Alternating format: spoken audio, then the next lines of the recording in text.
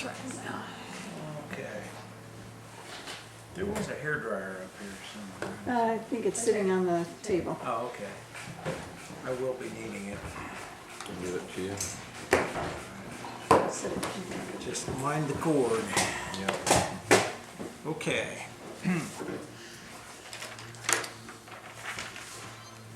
Well, I'll put on my little microphone here.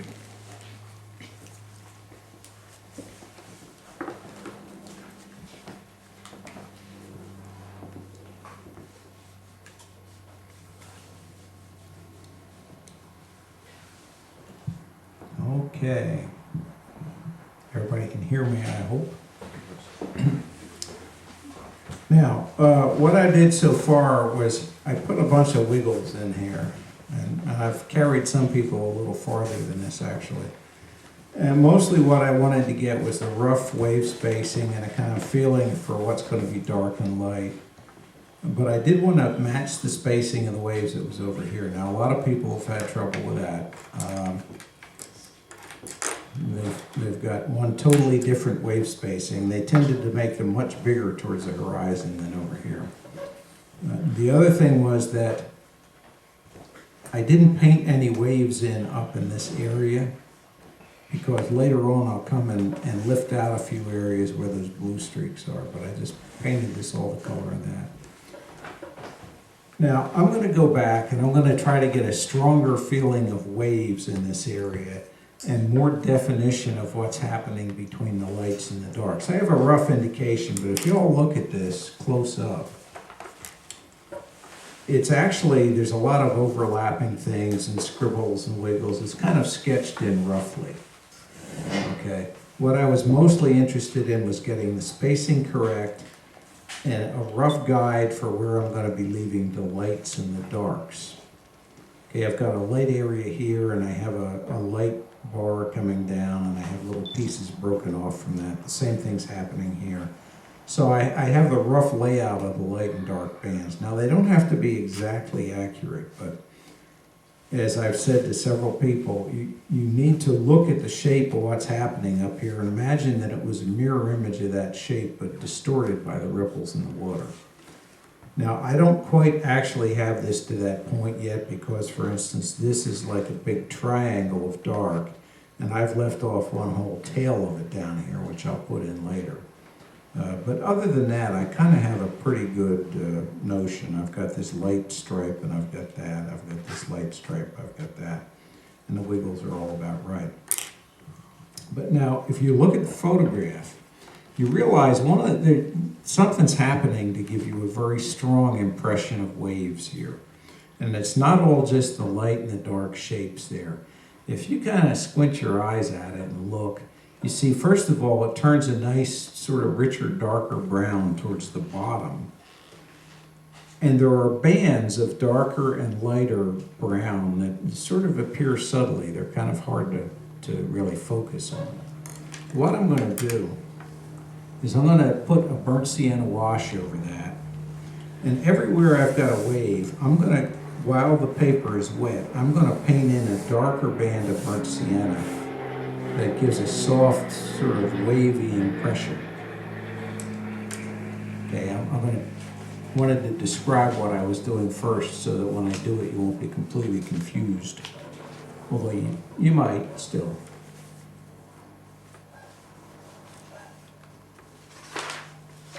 I get less coherent as the workshop goes on because my brain gets tired. Are you taking notes on that? I hope. Okay. Just wrote that up. I don't want the paper really, really wet. I do want, now this is one of the reasons that people are getting such dull colors. I put water on my burnt sienna and I put it down here and I noticed that there was some blue paint on there that I must have picked up when I was going back and forth mixing colors.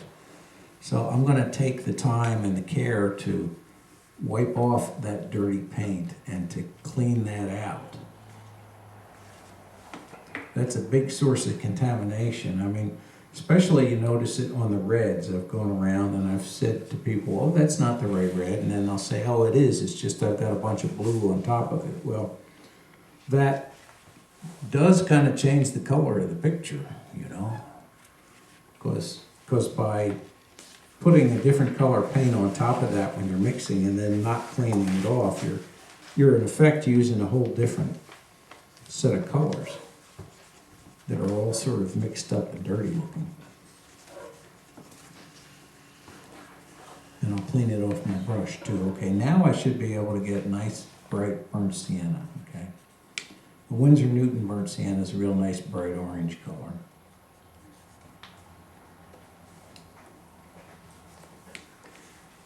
Now I'm gonna get the paper kind of wet but not real soggy. And I'm not really being very precise about what I'm doing here.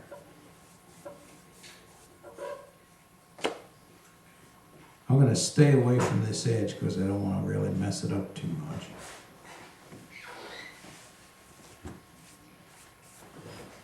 Just intensifying. Yeah, I'm just a little bit more intense color, but then the key is going to come when I put a little bit of wave action in here.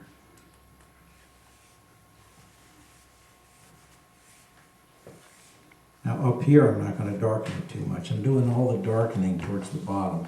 Now I'm going to get a good strong burnt sienna on the brush and I'm going to do this. Okay, that's in line with this wave.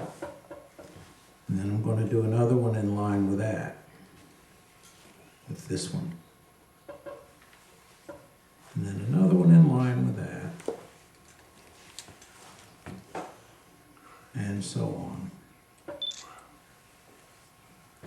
Okay, it doesn't have to be really precise, but it is going to be the underlying structure to the waves and the whole picture here, okay? Can you see that? Oh, no. It seems like the camera's aiming point has changed. If you turn it around facing you, David, then it comes out straight. Oh, okay. There. Then it comes out. Oh, okay, so my monitor's turned upside down. Right, so I'm that it will come out straight here. while Right, you're doing okay, it. I see. That's great. Okay. Now, all I did is I said I darkened it and very, very roughly put in these broad bands of burnt sienna, and I put them into wet paper so that they're very soft. Okay, that was kind of like that dry into wet, like that exercise you did. Now, over here at the edge, it's sloppy, but I'll be fixing that later on. I'm not too worried about that at the moment. Since I didn't overwork it, I know I can change that some. Now, I'm going to dry it with a hairdryer.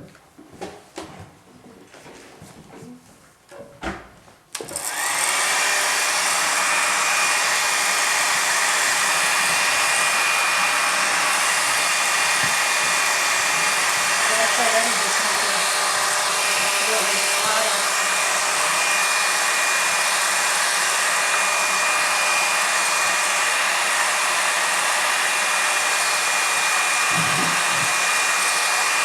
If you use a hairdryer a lot in your paintings at home, I really would recommend using earplugs.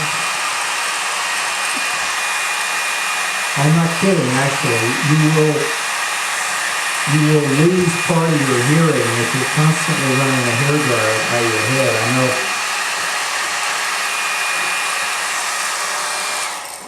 I know that that's what you use to dry your hair, and after all, it's right by your ear, but you'll lose the high frequency part of your hearing from doing that all the time. It's about like standing next to a jet engine. And people don't really, you probably ought to stick earplugs in there when you're drying your hair. Just a little safety note. It's interesting, you usually have it in the back. It's not as loud, I know. It's not, It's but not. if you're, Yeah, you get up yeah, here, yeah. it's really loud. Yeah. And when I'm And it's really when bad I'm when be- you dry here. when yeah. I'm doing it here, it's right in my Yeah, ears. yeah. So at home, I do have these little foam, just stick in earplugs anytime I use the hairdryer, the vacuum cleaner, or loud power tools. Yeah. Because I saw what happened with my mother-in-law. When we visited the assisted care, you know, the place that she was living, she had the best hearing of everyone at her table. Remember when she said, "I translate for everyone at the table"? Because they hear so poorly. And what started at one side of the table, when it came around to the other side of the table, you couldn't believe it had nothing to And do she had 2 with. hearing aids, and she couldn't hear anything. And I was like, So I'm sensitive now to trying to keep my hearing because that was just hard to watch and listen to, you know? she's Okay, now, I'm gonna go back, and although I did lock in an area, I'm gonna actually go back and do a little bit of a pencil drawing again, so that I don't lose track of what I was doing. And then I'm gonna put in this dark reflection one more time.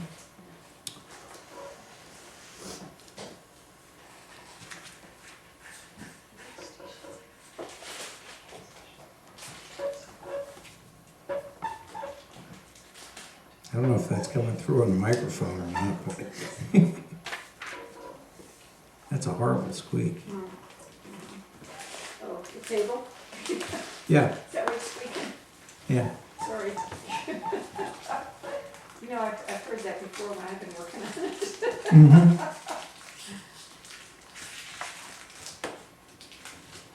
Get some grease out. That would be good practice to learn upside down drawing, right?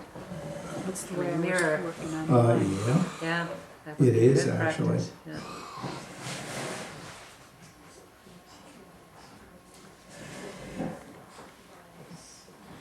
It's like reading upside down. Some people say, "Oh, I can't read upside down." I've never understood why not. 'Cause I write upside down. yeah, upside down, backwards in the mirror. You gotta, you know.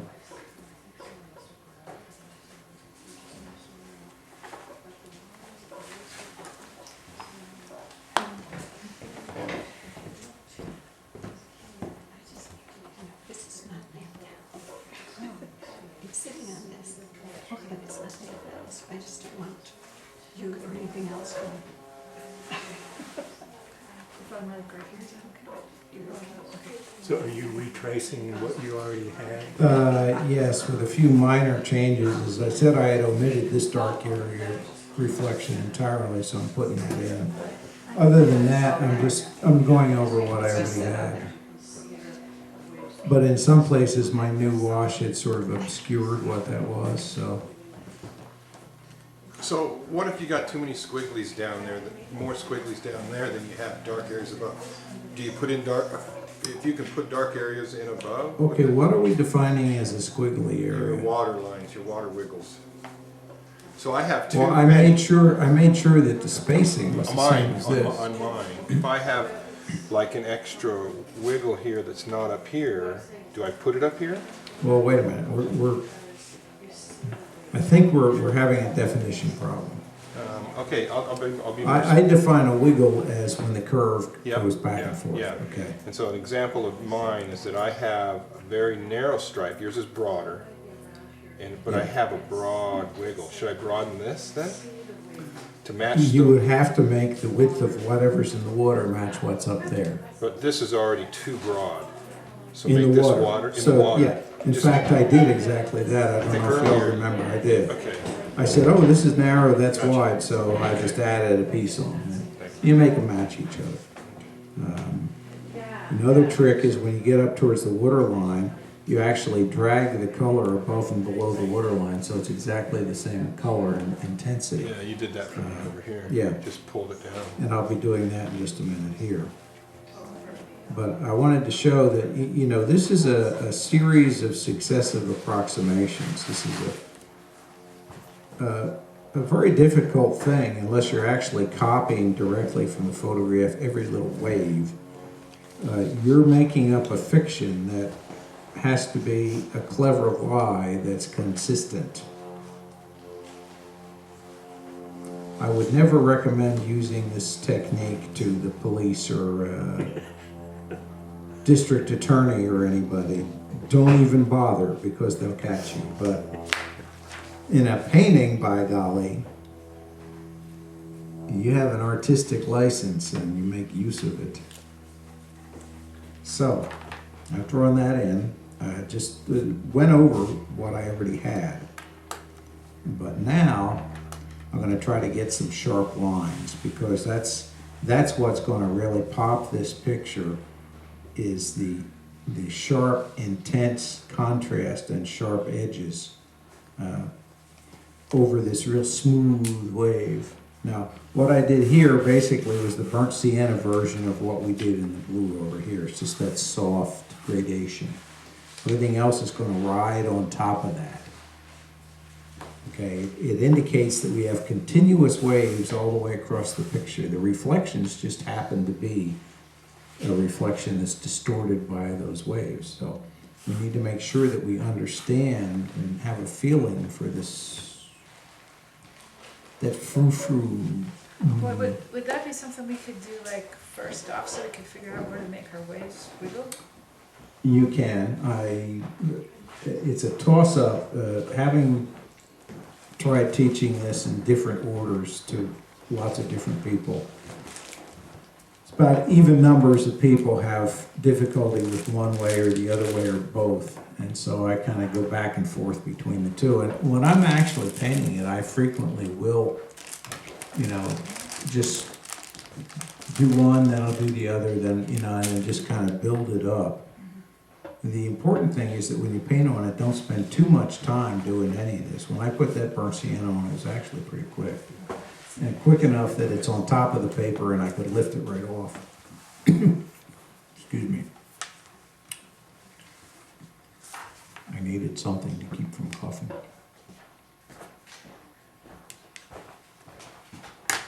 Okay, now, I have plenty of burnt sienna on the paper. I don't need any more burnt sienna in these dark areas, so I'm going to actually clean the palette.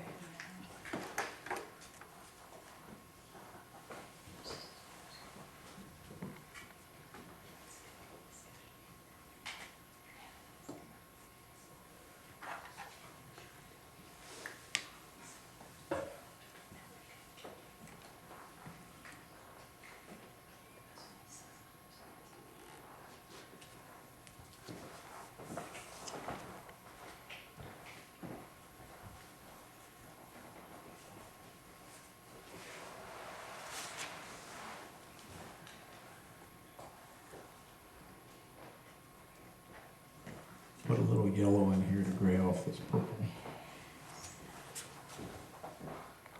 So you got blue, yellow, And red, primary colors, I'm just avoiding the burnt sienna since I know that it basically has black in it. Tomorrow I'm going to go over a little bit of sort of color theory.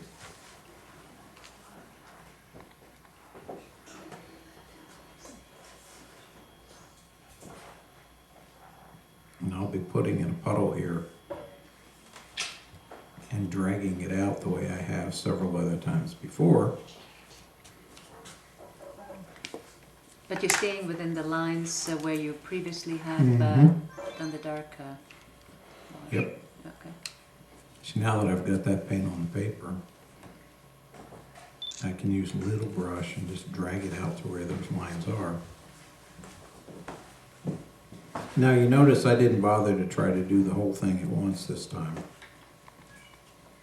That's because it's not really going to matter if I have a little bit of a bloom or a discontinuity, because I can always put in another wavy line inside this to cover it up.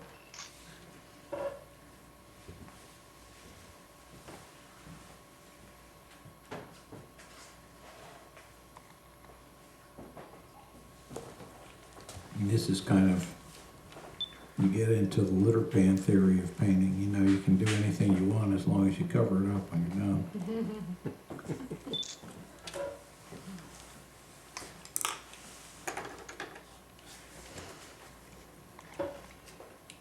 And it doesn't really matter if it's the same continuous color all the way either, because as long as you get a rough match, it actually looks a little better if you have a little variation in the color.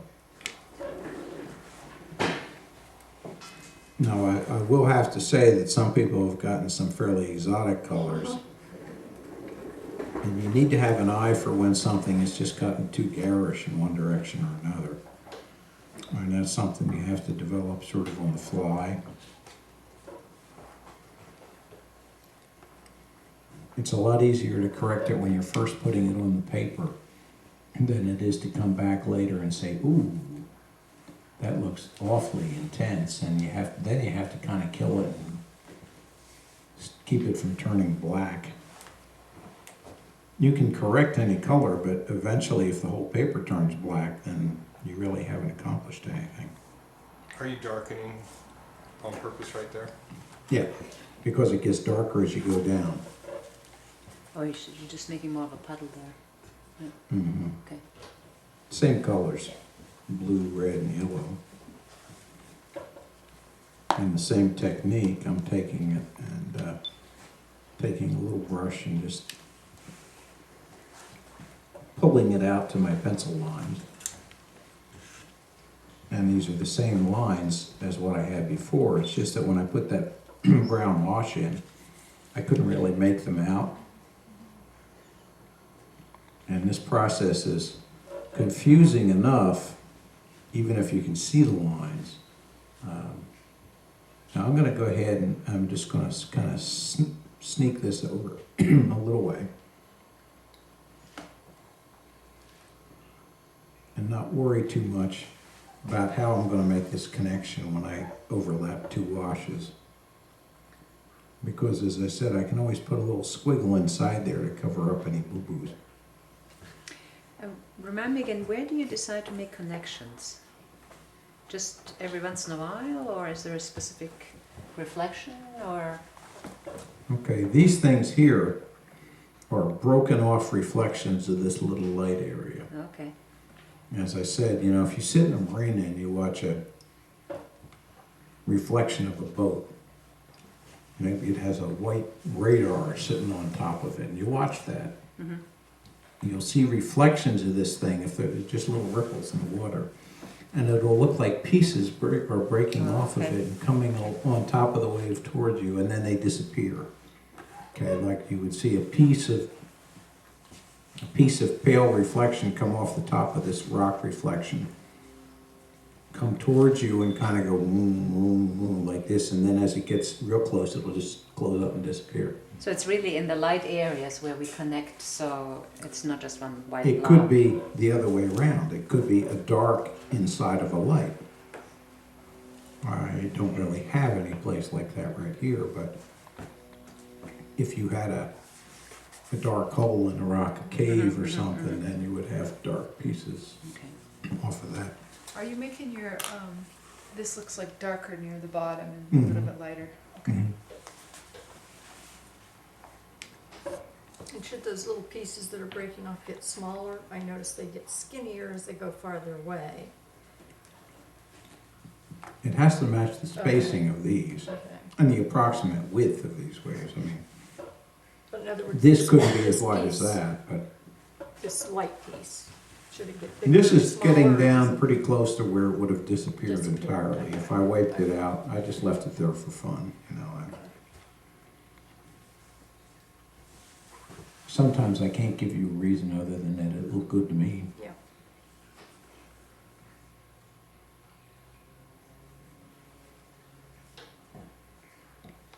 Seemed like the thing to do at the time.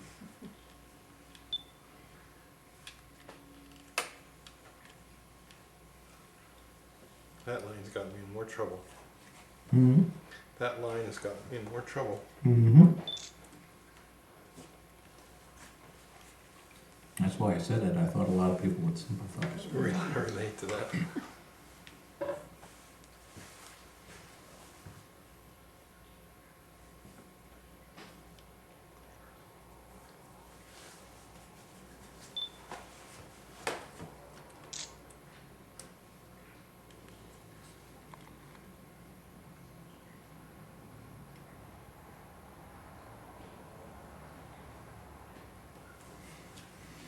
No, it's like, you know what the typical last words of a redneck are. So you can see how that mirrors itself. Hey, Bubba, watch this.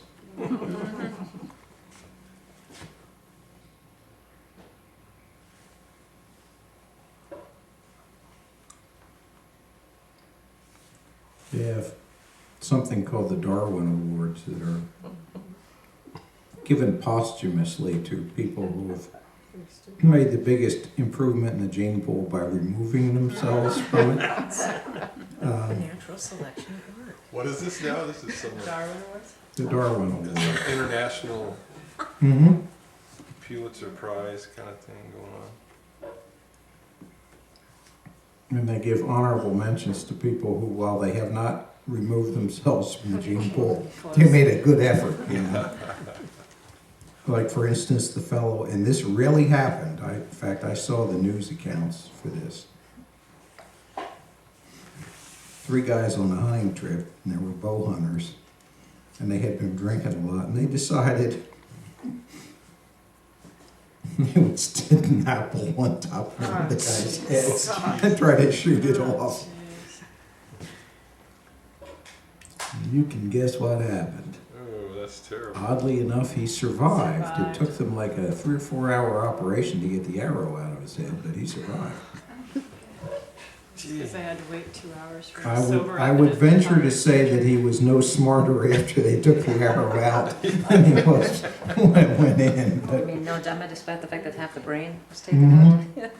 probably about the same. You know? Oh, that's terrible. That's terrible. That is too much fodder for PETA. Yeah, well. I had a neighbor, or a next door neighbor one time.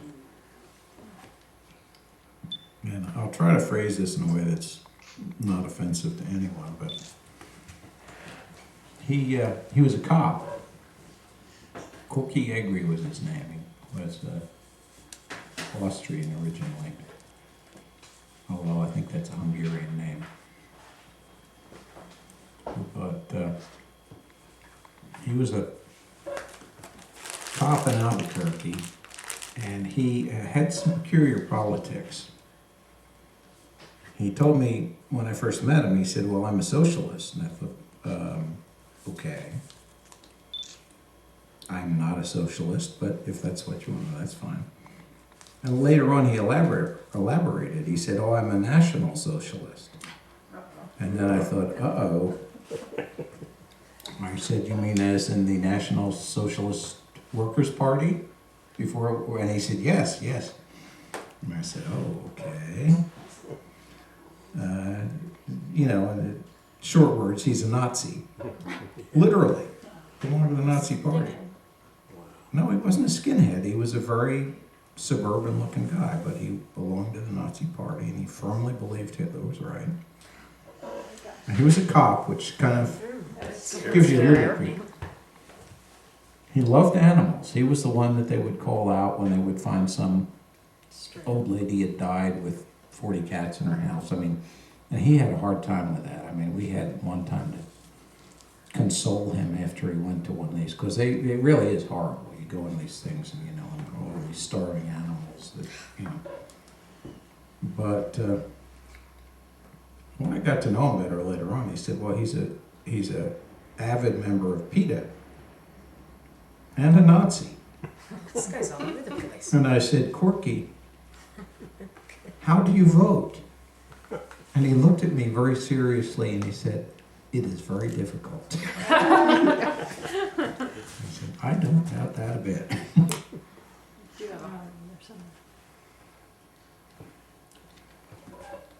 He's retired now, and I feel a little safer, I have to admit. Although by all accounts, he was a pretty good cop. He didn't really take it into his work, but it just creeped me out, you know. And he was a nice fellow, but Better you like cats and dogs. Nice to you.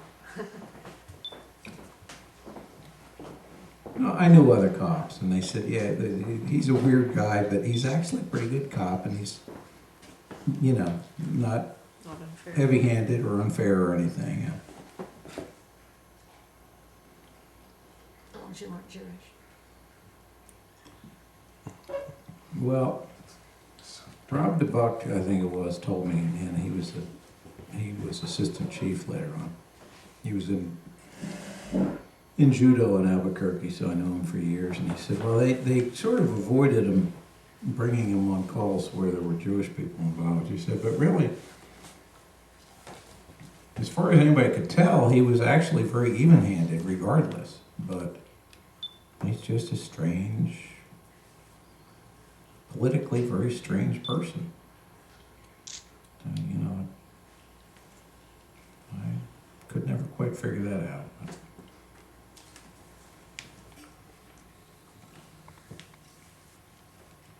But whenever I hear about PETA, I keep thinking about Corky. And when he said it's very difficult to vote.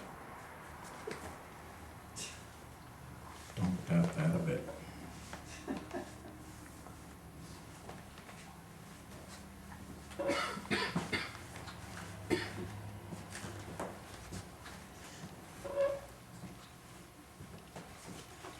Okay, now you see what I'm doing here, right? I have not described what I'm doing because, after all, I'm just coloring within the lines that you watched me draw.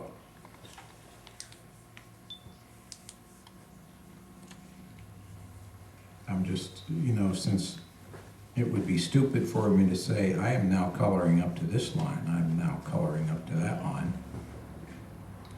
I sit and tell inane stories to kind of fill up the time because you do have a right to see how these paintings actually develop, and it does take a while. This is a tedious process, so.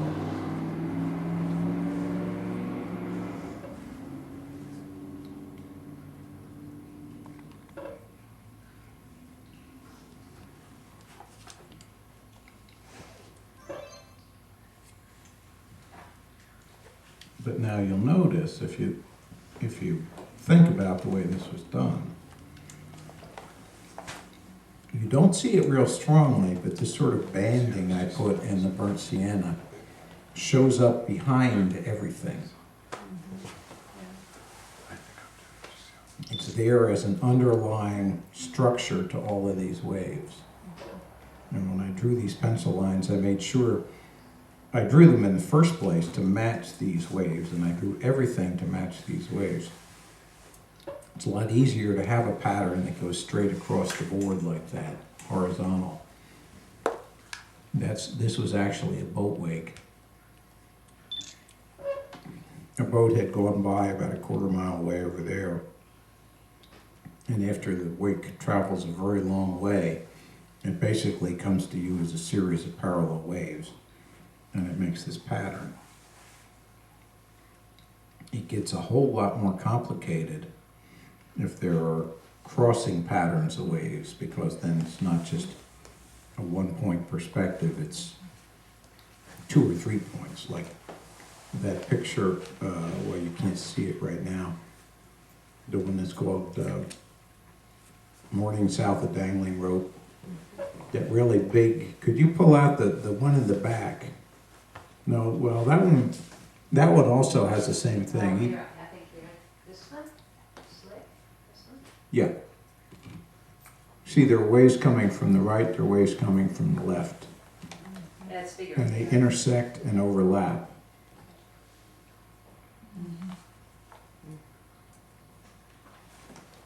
I wanted to avoid something like that.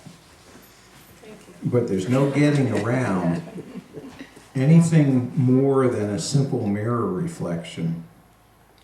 And you have to deal with what's happening as the waves distort the image. There's just no way around it.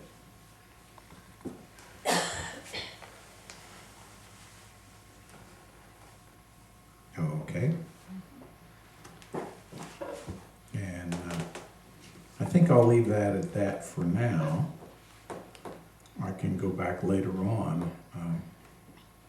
Well, here, let me tidy up a couple little things, because these are, I'm trying to think of all the things that have come up as I've gone around the room before I start going around the room again. Over here, where we've got the reflection of this cliff, and then we've got the reflection of this foreground cliff in front of it. Some people have painted the dark and sort of stuck it over in the same direction that these sky reflections come over, when in fact it goes the other way around. In other words, This dark is indented here like this.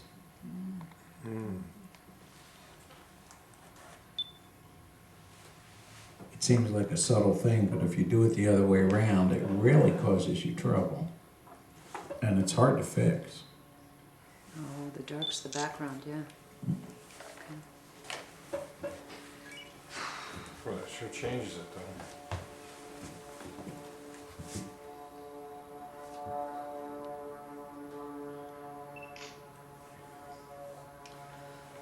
And one way to know that that has to go that way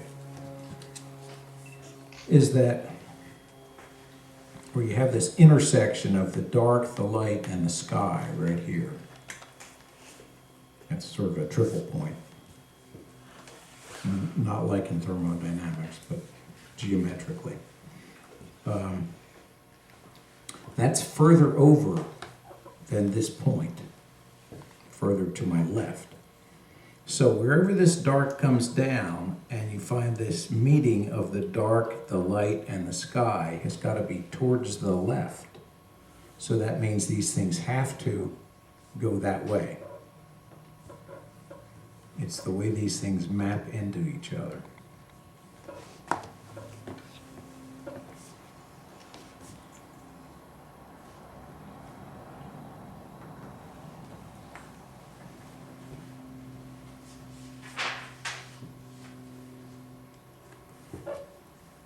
So that's one thing that I've had to fix a few times.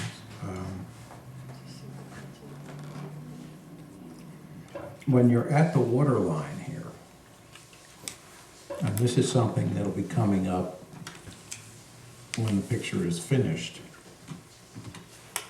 what I'm trying to do is take little sample pictures, sample sections of the painting, and show you as near as I can how it's going to be finished, because I'm not going to finish this painting during the workshop.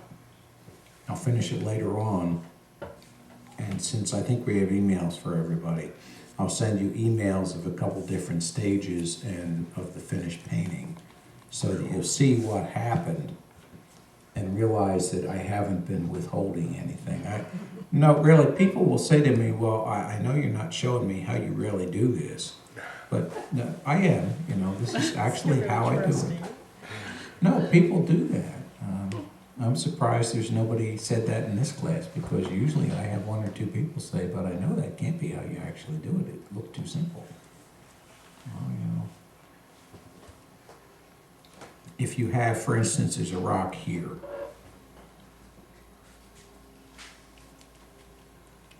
And it's sort of dark and, oops, there's a little water there. I want to be very careful about that.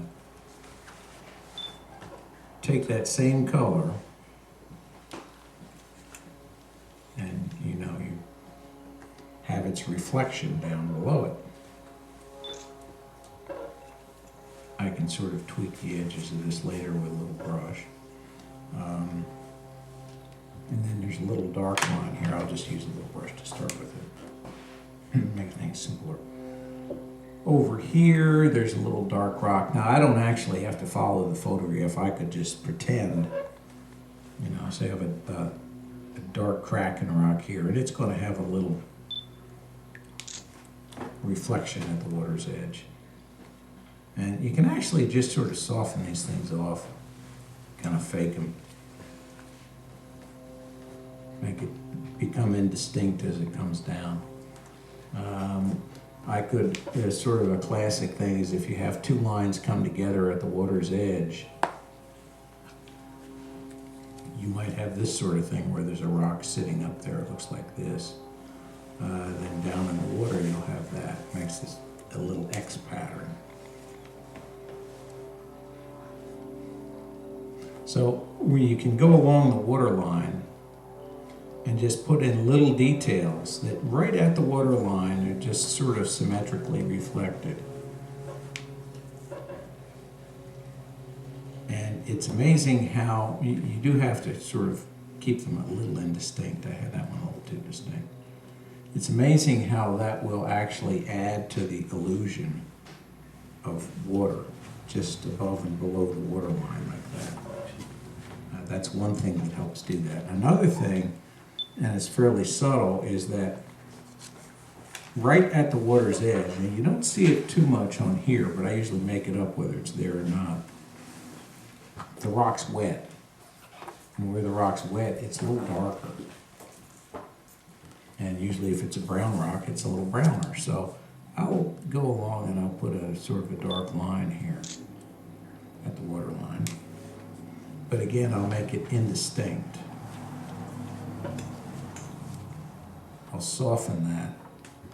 And just in a few spots,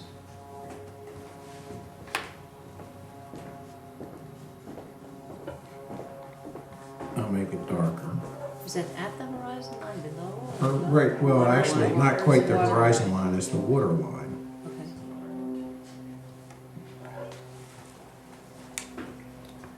So as I said, I'm not necessarily putting in something that's really up there, but I just have to go along near the water line and realize that anything that's above the water line has to be reflected below it. Okay? And generally this sort of darker area is even more intense within the shadow areas. You have just a black line. So I'm going to go ahead and mix up some ultramarine blue and burnt sienna. Now if I ever use that burnt sienna again, I've got to get that blue out of there. But I put a dark line in here where there's a shadow.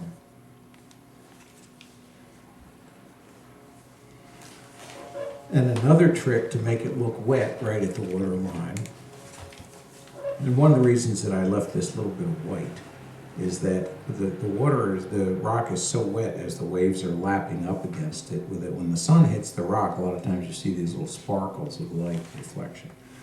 And so what you actually see frequently, and as I said, I make it up if it's not there because it's just a good illusion. You'll see this sort of darker area. Now, a lot of times I'll just paint a dark stripe. I'll go back later on with a razor blade and I'll scratch out little highlights. Or I can paint around them like this. Just a few little sparkly highlights, you know, is where the sunshine is hitting the wet rock and it's sparkly. You do those kind of things along the water line and it helps add to the illusion that you have, you know, an actual rock on the water and reflection. Now, I've kind of roughed this in. I just stopped abruptly on this darker area. Right at the water line, you see all these sort of stripes. And I will go back. And these are all but just basically tricks. You can overdo them, you know, but they're not generally difficult things to do.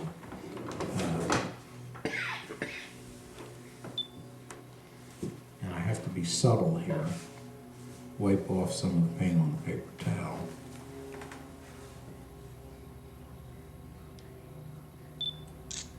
Do a lot of this sort of striping.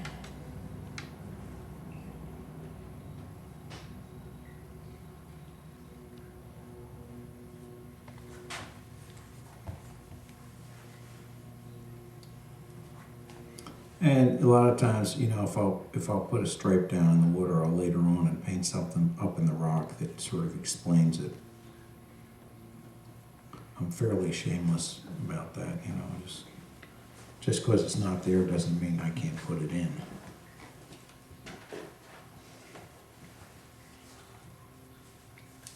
So at any rate, I'm doing a lot of this sort of, and I do it with a flat brush.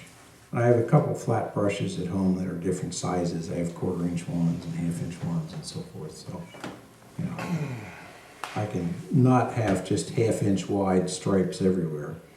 And so I do that. And then you go back and you get these blue stripes. Now, a lot of people have actually painted waves and then they see this striping and they've continued as though these are waves this wide. And those are not individual water waves you're seeing. That's an area in the water that's been riffled by the wind.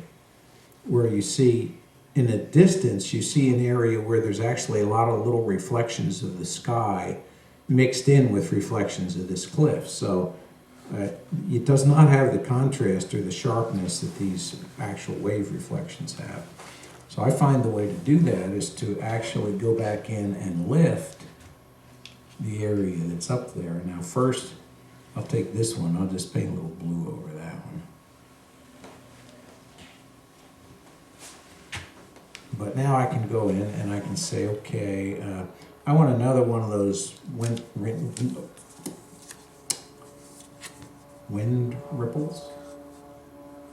or wind ripple areas. Sailors call those things cat's paws a lot of the times. Well, they'll be out there, and I heard somebody say this, and I said, what on earth are you talking about? He said, oh, well, you know, you're out there on your sailboat in Lake Powell, and you're putt-putting around on your little motor because it's totally calm, and you look around and you see one of these things on the water, and he said we call them cat's paws because it looks like a cat's paw just kind of, you know, disturb the water. And of course then you fire up your motor and go over to where that is because you know that there's a breeze there. So then they go over and find the breeze and raise their sails, and then they get hit by a powerboat. Not that I'm a cynical person, but I boated out there for a long time. That's what happens, you know, or a jet ski. You sail, No, or you're the one in the power boat? I'm not one of the ones that hits them, no. No, I give them a wide berth. When I was a little kid, I used to have one of these little sunfish, you know, daggerboard, flat little sailboats. That was on a lake where they didn't allow powerboats anyway, so I was safe. But in fact, here at Lake Powell, I'm afraid they're mostly rental boats and timeshares, and people frequently don't know how to run them. It can be frustrating. So, okay, it's starting to shape up as water now. I don't know if people back there can see. Actually, I guess you see it that way, right? Yes, right. There you go. Should fill the screen by now. Looks easy, doesn't it? Yeah, it's easy. No problem. Just put that right out. So, like my mountain at the moment is not really That one or coming down this to, one? no, the purple mountain isn't really coming down to the shore in a reasonable way.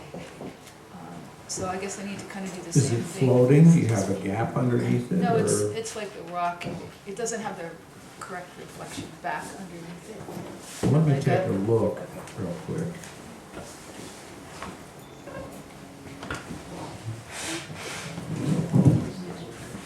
Just kind of.